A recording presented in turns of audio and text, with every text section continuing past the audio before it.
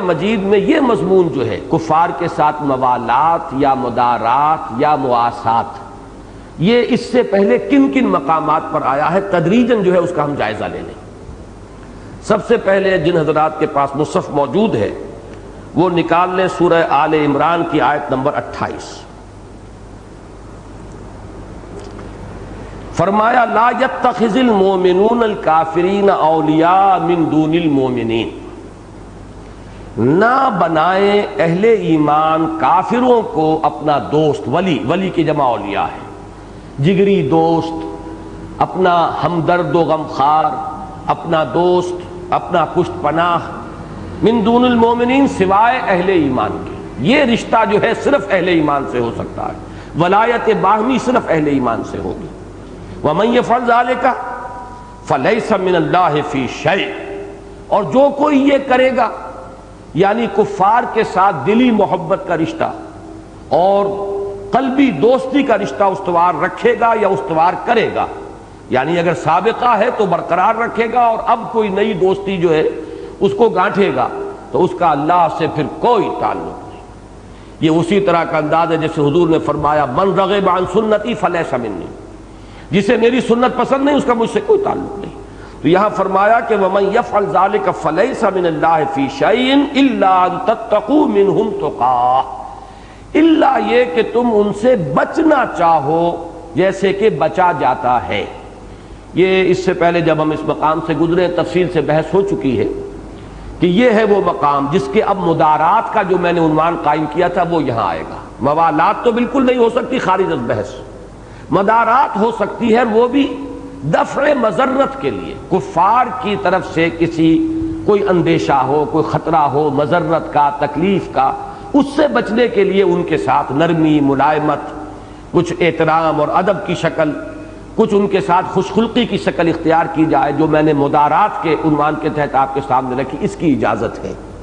تو چونکہ لفظ تتقو آیا ہے تم بچو، اسی میں یہ بات آ گئی کہ یہ دفع مضرت کے لیے تو ہو سکتا ہے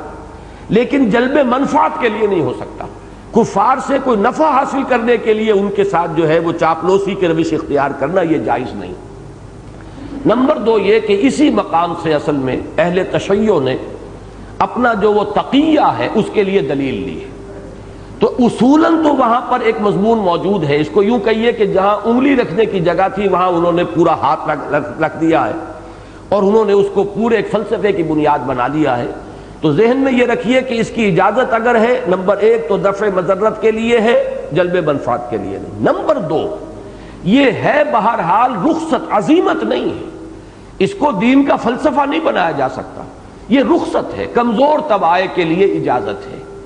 جیسی کہ اجازت یہ ہے کہ آپ بھوکے مر رہے ہو تو آپ خنزیر کھا کر یا مردار کا گوشت کھا کر بھی جان بچا سکتے ہیں، اس درجے کی کوئی شے ہے، اسے مثبت طور پر دین کا ایک جز بنا لینا اور اس کے لیے پھر آگے بڑھ کر یہ کہ دین کے 10 حصوں میں سے 9 حصے جو ہے وہ تقیہ ہی ہے، یہ در حقیقت یہ ایک بات کا بتنگڑ بنا لینا جسے ہم کہتے ہیں محاورے میں، اور صرف یہ کہ انگلی رکھنے کی گنجائش ہے اور وہاں پر جو ہے پوری عمارت کھڑی کر لی گئی ہے، تو یہ ان کی مبالغہ آمیزی ہے۔ لیکن اصولاً جو ہے رخصت کے انداز میں یہاں سے ایک گنجائش ملتی ہے کہ کسی وقت جان بچانے کے لیے، جیسے کہ حضرت عمار ابن یاسر کا معاملہ ہے۔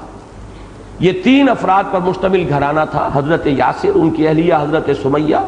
اور ان دونوں کے صاحبزادے حضرت عمار۔ ابو جہل نے شدید ترین ایذائیں انہیں پہنچائی۔ ماں باپ جو تھے یعنی شوہر اور بیوی حضرت سمیہ اور ان کے شوہر حضرت یاسر، انہوں نے تو جان دینا قبول کر لیا، کلمہ کفر زبان سے نہیں نکالا، لیکن حضرت عمار برداشت نہیں کر سکے اور انہوں نے ایک کلمہ کفر زبان سے نکال کر جان بچا لی۔ پھر شدید ان کے اوپر پشیمانی کی کیفیت طاری ہوئی، لیکن نبی اکرم صلی اللہ علیہ وسلم نے انہیں اطمینان دلایا کہ یہ بھی دین میں گنجائش ہے، اجازت ہے، عزیمت وہی تھی جو تمہارے والدین نے کی ہے، یہ تو پھر یہ رتبہ بلند ملا جس کو مل گیا، لیکن یہ ہے کہ بہرحال دین میں کمزور طبقے کے لیے بھی گنجائش رکھی ہے اللہ نے، رخصت کا پہلو بھی ہے، تو یہ بھی دین کے اندر ہے، دین سے باہر نہیں ہے، لہذا زیادہ پشیمان نہ ہو۔ تو یہ پہلو جو ہے رخصت کا ہے، الا ان تتقوا منهم تقاه ويحذركم الله نفسه۔ اب اس میں اشارہ کر دیا اللہ تمہیں اپنے آپ سے ڈراتا ہے، ان سے مت ڈرو، مجھ سے ڈرو۔ یعنی یہ ہے کہ عزیمت کا راہ اختیار کرو اور کفار کے کسی دفع مضرت کے تحت بھی ان کے ساتھ کوئی ملائمت کا معاملہ اور مداہنت کا معاملہ اختیار نہ کرو، یہ ہے عزیمت کی راہ۔ البتہ یہ کہ کمزور طبائع کے لیے گنجائش ہے۔ وَإِلَى اللَّهِ الْمَصِيرُ، اور اللہ ہی کی طرف لوٹنا ہے۔ اب یہ سورہ آل عمران کی آیت نمبر 28 تھی۔ اب آگے چلیے، یہی مضمون سورہ مائدہ میں آتا ہے۔ آیت نمبر 51 میں فرمایا یا ایھا الذین آمنوا لا تتخذوا اليہود والنصارى اولیاء بعضهم اولیاء بعض ومن يتولهم منکم فإنه منهم ان اللہ لا يهدی القوم الظالمین۔ اہل ایمان ہرگز مت بناؤ یہود کو اور نصارہ کو اپنے دوست، اپنے ولی۔ بعضهم اولیاء بعض، وہ ایک دوسرے کے ولی ہیں، وہ ان کے درمیان رشتے ہیں، تعلقات ہیں، ظاہری دشمنی بھی ہے لیکن مسلمانوں کے مقابلے میں وہ ایک ہے۔ جیسے کہ فرمایا گیا کہ الکفر ملت واحدہ، کفر جو ہے ایک ملت ہے، مسلمانوں کے ساتھ دشمنی میں یہ ایک ہو جائیں گے، لہذا یہ آپس میں تو ایک دوسرے کے ولی ہیں لیکن اے مسلمانوں تمہارے ولی نہیں ہو سکتے، تو یہود اور نصارہ کو اپنا ولی نہ بناؤ۔ اب اس میں ایک تو پہلو ہو گیا مثبت انداز میں، اور اس کے بعد دھمکی کا انداز، وَمَن يَتَوَلَّهُم مِّنكُمْ فَإِنَّهُ مِنْهُمْ، بات وہی ہوئی جو پہلے آ چکی ہے۔ جو کوئی تم میں سے یہ کرے گا پھر اس کا اللہ سے کوئی تعلق نہیں رہے گا، یہ سورہ آل عمران میں آیا۔ یہاں جو ہے اس سے بھی زیادہ انداز جو ہے تہدید کا اور دھمکی کا ہے، جو کوئی بھی تم میں سے ان کی دوستی اختیار کرے گا پھر وہ انہی میں سے شمار ہوگا۔ جیسے کہ حضور نے فرمایا کہ من تشبہ قوما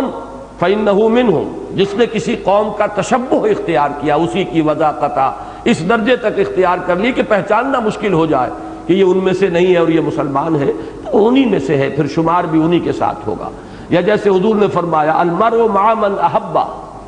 آدمی اسی کے ساتھ شمار ہوگا کہ جس کے ساتھ اس کی محبت ہے۔ تو یہاں فرمایا کہ اگر تم ان کو دوست بناؤ گے تو فإنہ منہم، جو تم میں سے یہ کرے گا پھر وہ انہی میں سے ہوگا۔ ان اللہ لا یہدی القوم الظالمین، اللہ تعالی ظالموں کو، ایسے ظالموں کو زبردستی ہدایت نہیں دیتا۔ اس کے بعد ذرا آگے چل کر یہ مضمون جو ہے اپنی کلائمیکس کو پہنچا ہے سورہ مائدہ کی آیات نمبر 54 تا 56 میں، بلکہ 57 میں۔ اب وقت چونکہ کم ہے میں صرف ترجمہ کروں گا، زیادہ وضاحت سے نہیں۔ یہ ہمارے منتخب نصاب نمبر 2 میں یہ مقام شامل ہے۔ یا ایھا الذین آمنوا من یرتد منکم عن دینہ، اہل ایمان جو بھی تم میں سے اپنے دین سے پیچھے ہٹے گا، فسوف یأتی اللہ بقوم، تو اللہ تعالیٰ ان قریب لے آئے گا ایک ایسی قوم کو، یحبہم ویحبونہ، یہ ذرا 3 جوڑے آئیں گے، نوٹ کیجئے۔ ایسی قوم ہوگی کہ اللہ ان سے محبت کرے گا، وہ اللہ سے محبت کریں گے۔ اذلۃ علی المؤمنین اعزۃ علی الکافرین، وہ اہل ایمان کے حق میں بڑے نرم ہوں گے، ہو حلقہ یاراں تو بریشم کی طرح نرم، وعزۃ علی الکافرین، اور کافروں پر بڑے بھاری ہوں گے۔ رزم حق و باطل ہو تو فولاد ہے مومن۔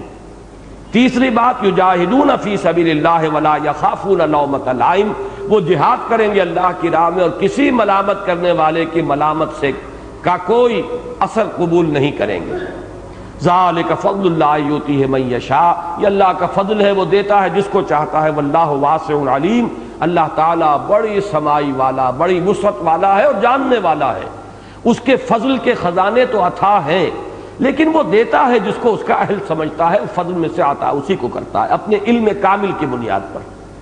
اب وہ مضمون آ گیا، انما ولیکم اللہ ورسولہ والذین آمنوا،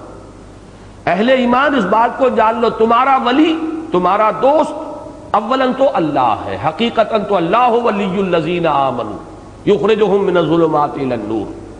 نمبر 2 ورسولہ، اس کے رسول ہیں صلی اللہ علیہ وسلم، وہ تمہارے ولی ہیں، تمہارے دوست ہیں، تمہارے خیر خواہ ہیں۔ جیسے سورہ توبہ کے آخر میں آیا ہے حریص علیکم بالمؤمنین رؤوف الرحیم، اور جو چیز تم پر مشکل والی ہو وہ ان پر بڑی بھاری گزرتی ہے، وہ ان پر عنتم والی بات جو ہے کہ وہ ان پر بڑی بھاری گزرتی ہے، شاق گزرتی ہے۔ اس کے بعد تیسرے درجے میں پھر اہل ایمان ہے، والذین آمنوا الذین یقیمون الصلاۃ ویؤتون الزکاۃ وہم راکعون، ان اہل ایمان کی شان یہ ہے نماز قائم کرتے ہیں، زکوٰۃ ادا کرتے ہیں جھک کر۔ یہ ہے درجہ بدرجہ ولایت قلبی جو ہے، دوستی اللہ سے، اللہ کے رسول سے اور اہل ایمان سے۔ اب اسی کو دوبارہ فرمایا وَمَن يَتَوَلَّ اللَّهَ وَالرَّسُولَهُ وَالَّذِينَ آمَنُوا فَإِنَّ حِزْبَ اللَّهِ هُمُ الْغَالِبُونَ، جان لو کہ جو یہ شکل اختیار کر لے گا کہ اس کی قلبی دوستی اور اس کی دلی محبت صرف اللہ سے ہو اور اس کے رسول سے ہو اور اہل ایمان سے ہو، تو جان لو کہ پھر یہی حزب اللہ ہیں، یہ کوالیفائی کر لیتے ہیں ٹائٹل حزب اللہ کا، اور جان لو کہ حزب اللہ ہی پھر غالب ہونے والی ہے۔ اس کے بعد پھر فرمایا یا ایھا الذین آمنوا لا تتخذوا الذین اتخذوا دینکم ہزوا ولعبا من الذین اوتوا الکتاب من قبلکم والکفار اولیاء، اہل ایمان ہرگز مت بناؤ کفار جو ہیں اہل کتاب میں سے جنہیں کتاب دی گئی تم سے پہلے، انہیں اپنا دوست نہ بناؤ جو تمہارے دین کا استہزاء کرتے ہیں، مذاق اڑاتے ہیں۔ واتقوا اللہ ان کنتم مؤمنین، اللہ کا تقوی اختیار کرو اگر تم مومن۔ تو اب یہ سورہ مجادلہ کا جو ہم نے پچھلی مرتبہ پڑھا تھا وہ جو پڑھ چکے ہیں ان قریب اس پر آ جائیے۔ سورہ مجادلہ کی 2 آیات،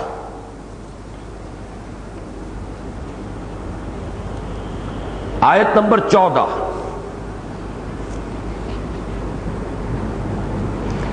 الم تر الی الذین تولوا قوما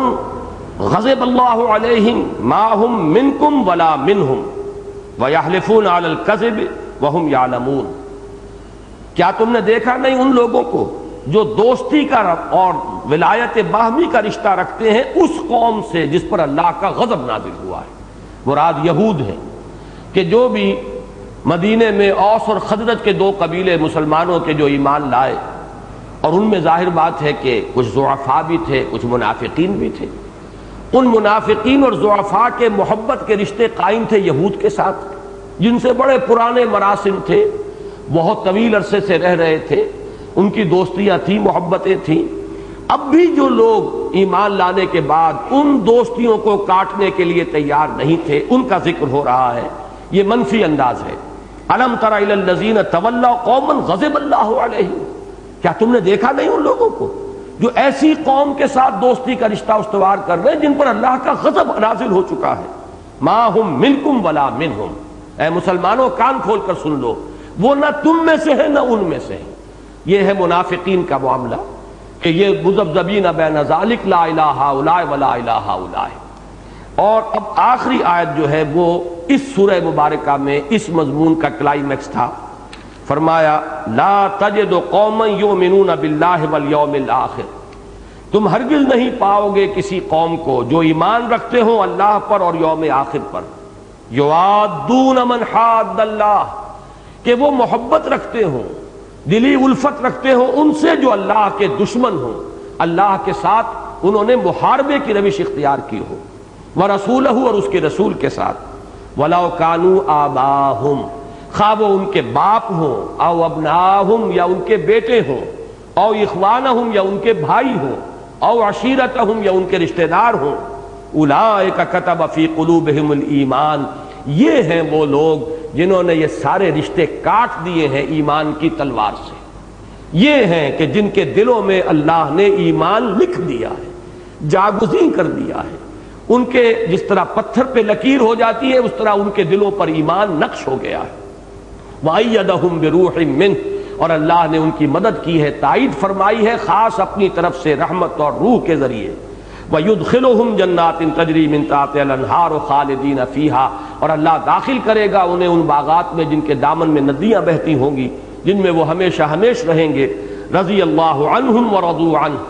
اللہ ان سے راضی ہوا اور وہ ان سے اللہ سے راضی ہوئے۔ اولئک حزب اللہ، یہ ہے اللہ کی پارٹی، یہ ہے اللہ کی حزب، یہ ہیں جو کوالیفائی کر گئے ہیں، اب یہ ٹائٹل جو ہے انہوں نے حاصل کر لیا ہے کہ وہ اللہ کی حزب ہیں۔